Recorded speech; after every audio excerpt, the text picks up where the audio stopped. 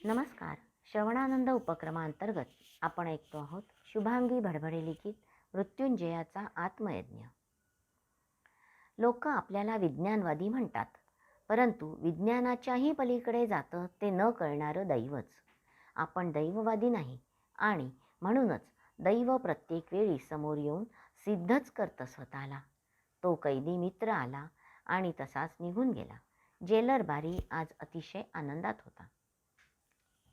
सावरकर, तुम्हें यहाँ से ले जाने वाली एम्बडेन बोट को हमने नष्ट कर दिया। हमें तो पता भी नहीं था। आपके विजय पर आपको बधाई। कहाँ बधाई? हमारे 5 जहाज़ों को उन्होंने ख़त्म कर दिया। सॉरी, यह मुझे मालूम नहीं था। आप मेहरबान होकर कहते हो तो थोड़ा बहुत पता चल जाता है। धन्यवाद आपका। जेलर बारी खुश झाला, म्हणाला, और एक खुश खबर देता हूँ, वह गोपाल कृष्ण गोखले का अंत हो गया। वह तुम्हारा दुलारा था ना? ऐसा नहीं मिस्टर बारी, उनके ही कॉलेज में पढ़े हैं। वे हमारे आदर्श रहे हैं। हमारे मार्ग अलग हैं, परंतु उद्देश्य एक है, स्वतंत्रता प्राप्ति। वे भी देश सेवक थे। मैंने सुना था सावरकर, तुमने उनके षड्यंत्र में काम किया था, उनके साथ। ऐसा तुम्हारे संदर्भ में कहा जाता है। वह भी सत्य है मिस्टर बारी। भाई भाई आपस में झगड़ते अवश्य है, परंतु वे एक ही धरती के लाल होते हैं।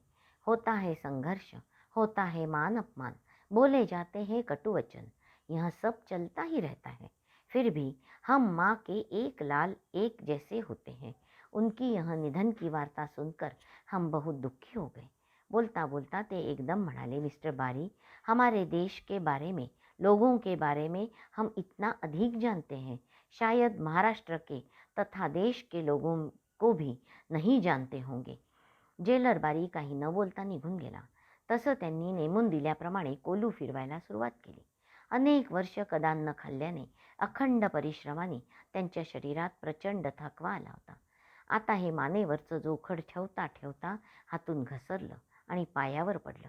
पायाला दुखापत झाली. कमालीचे कळवळले. इतक्यात त्यांचं शरीरही पूर्वीसारखं काटक राहिलं नव्हतं. पूर्वीचं ते शरीर आता कितीतरी खंगलं होतं. त्यातच त्यांना खाल्लेलं पचत नव्हतं. पोळी पचत नव्हती, वरणही पचत नव्हतं. तेव्हा भातात पाणी मिसळून खाऊ लागले. एक दिवस परेडपूर्वी बाबा त्यांना भेटले होते. म्हणाले, विनायका, तुझी तब्येत बरीच खालावली आहे रे. जेलर बारी तर काही करणार नाही. आमची मुदत संपायला अजून अवधी आहे. अशा वेळी सुटकेसाठी अर्ज लिही, कारण जगलास तर कार्य करशील, मेलास तर सुटशील. तुला देशासाठी कार्य करायचं असेल तर जगायला हवं, आणि जगायचं असेल तर तुला तुझ्या सुटकेसाठी अर्ज लिहायला हवा. हा कायद्याविरुद्ध नाही, हे तू जाणतोस. इथे जगून मरण्यापेक्षा स्वदेशात तरी मृत्यू येऊ दे. बाबा गहिवरले होते. त्यांना मिठीत घेत म्हणाले, विनायका, तू हिंदुस्थानला हवा आहेस रे. तू प्रज्ञावंत, विचारवंत आहेस. संपूर्ण देशाच्या स्वातंत्र्याचा उद्घोष करणारा तू क्रांतिकारक आहेस. परदेशातून देशातल्या समाजाला जागवणारा तू खरा समाजसेवक आहेस. अशा वेळी दयेचा अर्ज कर. झालं बोलून बाबा. आम्ही काहीही केलं तरी समाज आम्हाला दूषणं देणार. आम्ही खितपत पडलो तरी आणि दयेचा अर्ज केला तरीही. पण तुम्ही म्हणता ते पटतंय आम्हाला. जशी घडेल तशी देशसेवा करीत राहणं हेच आमचं कर्तव्य आहे. तरीही तात्यांनी दयेचा अर्ज किंवा माफीचा अर्ज दिला नव्हता. आज पावलांवर पडलेलं जोखड उचलता उचलता त्यांचा तोल जात होता. पाण्यात भिजवलेला भात खावासा वाटत नव्हता. जेवणाची इच्छा गेली होती. अशक्तपणा असहनीय होती. पोटरीत दंडात गोळे आले होते. सारखं सारखं शौचाला जावं वाटायचं. पोटात कमालीचं मुरडून यायचं. आता ही जोखड उचलून मानेवर ठेवता ठेवता त्यांच्या पोटात मुरडून आलं. पोट हाताने दाबून धरावं तर जोखड पुन्हा पावलावर पडण्याची भीती होती. पोटातल्या वेदनेने डोळ्यात पाणी आलं. जमादार पाहत होता. त्याने जेलर बारीला रिपोर्ट दिला असावा. तो धावत आला तेव्हा तात्या हातातलं जोखड फेकून जमिनीवर पडले होते. दोन्ही हातांनी पोट गच्च आवळून धरलं होतं. त्यांना कोठडीत न्यायचं ठरवलं तेव्हा ते कळवळून म्हणाले, आम्हाला कोठडीत नका टाकू. पोटात कळा येत आहेत. सारखं शौचाला जावंसं वाटतंय. कोठडीत काही व्यवस्था नाही, आम्हाला इथेच पडू द्या. जेलर बारी मनातून घाबरला. हा माणूस इथे मरता कामा नये. त्यांना मनोमन वाटू लागलं. त्यामुळे भारतात असंतोषाचे वादळ वारे येतील. सामान्यतः वागवतो ही व्यक्ती सामान्य नाही याची जाणीव त्याला झाली होती. अखेर खालच्या कोठडीत त्यांची व्यवस्था करताना कोठडीच्या दाराला कुलूप लावू नये असा आदेश दिला. शिवहरीला ते कळलं. तो जेलर बारीला म्हणाला, सावरकर इस नाम के पीछे क्या है? शासन में उनका कितना प्रभाव है यह तुम पूरी तरह जानते हो. मैं केवल विनती करता हूँ, दिन भर काम करने के बाद मुझे उनके कोठडी के सामने सोने दो. जेलर बारीने ते मान्य केलं, कारण करणं भागच होतं. कारण तात्यांना आता दूध देण्याची अनुमती दिली. दूधही पचत नव्हतं. प्रचंड थकले होते. त्यातून कोरड्या उकाऱ्या होत होत्या. पोट ढवळून निघायचं. बाबांनी म्हटलं तसं पत्रही लिहिणं जमेना. कुठे गेला आपला आत्मविश्वास? एवढ्या कविता लिहिणं, एवढी पत्र पाठवणं, एवढे उपदेश देणं, एवढ्या देशातल्या घटनांप्रती जागरूक असणं, सारं संपलं की काय? आंध्र प्रदेश स्वतंत्र व्हावा म्हणून चळवळ चालू झाली तेव्हाही लिहिलं, तमिळमधून आंध्र वेगळा झाल्यास हे विलगीकरण देशाला महाग पडेल. आणि ह्या विचारसरणीचं बीज एकदा का रोवलं की प्रत्येकाला आपला स्वतंत्र अध्याय लिहावासा वाटेल. आंध्र माता की जय न म्हणता भारत माता की जय म्हणायलाच हवं. बंग आमार हे गीत न गाता वंदे मातरम म्हणायला हवं. हिंद आमार म्हणायला हवं. अनेक पत्र लिहिणारे ते आता शब्दही लिहू शकत नव्हते. 1917 साल उजाडलं. नवी आशा घेऊन युनायटेड किंगडमच्या संसदेत एक अधिनियम पारित झाला. जर्मनीचा पराजय आणि ब्रिटिशांचा विजय झाला म्हणून निराश झालेल्या भारतीयांना या अधिनियमाने नवं ओशासन मिळालं. आणि आश्वासनाबरोबरच लॉर्ड मॉर्टिन भारत सचिव, लॉर्ड जेम्स फोर्ड व्हाईसराय होते. त्यांनी भारत हितार्थ अधिनियम प्रस्ताव पारित केला. त्यात केंद्रात 2 सदनांची आवश्यकता, केंद्रात प्रत्यक्ष निर्वाचन व्यवस्था, प्रांतातून स्वतंत्र शासन प्रणाली, केंद्रस्थानी ब्रिटिश सरकार, लोकसेवा आयोगाचं गठन, पहिल्यांदाच अत्यंत सीमित का होईना परंतु स्त्रियांना मतदानाचे अधिकार, आर्थिक बजेट प्रांताचं वेगळं परंतु पूर्ण हिंदुस्थानातल्या ब्रिटिश शासनकर्त्यांचं वेगळं असावं. हे सारं वाचून तात्यांनी पत्र लिहिलं होतं. हिंदुस्थानात प्रातिनिधिक शासन व्यवस्था सुरू करण्याचा शासनाचा विचार स्तुत्य आहे. अशा वेळी राजकीय सुधारणा आणि राजबंदींची सुटका व्हायला हवी, हे योग्यच आहे. ते स्वतः राजबंदी नव्हते. त्या सवलती आल्यापासून त्यांना कधी मिळाल्या नव्हत्या. खुनी, दरोडेखोर, सामान्य कैदी हा त्यांचा दर्जा. डॉक्टर नारायणरावांनी त्यांच्या पत्राच्या प्रती काँग्रेस अधिवेशनात वाटल्या, परंतु शासनाने ते पत्र विचारात घेतलं नाही. त्या पत्रात त्यांनी जो अधिनियम पारित केला झाला त्यांच्या त्रुटीही लिहिल्या होत्या. त्यात भारतीयांना मताधिकार कमी होता. शिवाय प्रत्येक वेळी केंद्र सरकारवर अवलंबून राहावं लागत होतं. मताधिकार कमी, त्यामुळे संसदेत भारतीयांचं प्रमाण नगण्य, त्यातला आरक्षित आणि हस्तांतरित हे आक्षेपार्ह होते. जे विकास मंत्री आहेत त्यांच्याजवळ काहीच भागाचा विकास तर काही सिंचन मंत्र्यांना ठराविकच कामांचे अधिकार, अशा अनेक त्रुटी त्यांनी काढल्यामुळे ते पत्र कचऱ्याच्या टोपलीत टाकल्या गेलं. नारायणलाही त्यांनी अनेक पत्र लिहिली. एका पत्रात ते म्हणतात, तू उत्तीर्ण झालास, डॉक्टर झालास, दवाखाना थाटलास, थोर मातृत्व येसू वहिनीच्या रूपाने तुला आणि आम्हाला मिळालं. तू क्रांतिकारक नसतास तर सुखी संसार करता आला असता. लिहिलेल्या पत्रातला मजकूर त्यांना आता आठवत होता. किती लिहायची हौस. आता का असं होतंय त्यांचं त्यांनाच कळत नव्हतं. जाणीव नेणिवेच्या पलीकडे ते कधी जाऊन येत होते. सतत अंगातून ज्वाला निघत होत्या. त्या दिवशीही असंच झालं. दोरी वळून झाली. ते उठले, लगेच तोल जाऊन पडले. काही कैदी धावत जमादाराकडे गेले. जमादाराने हंटर मारणं त्यांना बंद केलं होतं. त्याने त्यांचा हात हातात धरला. त्याच्या अंगात ताप होता. त्यांना पुन्हा कोठडीत पाठवलं.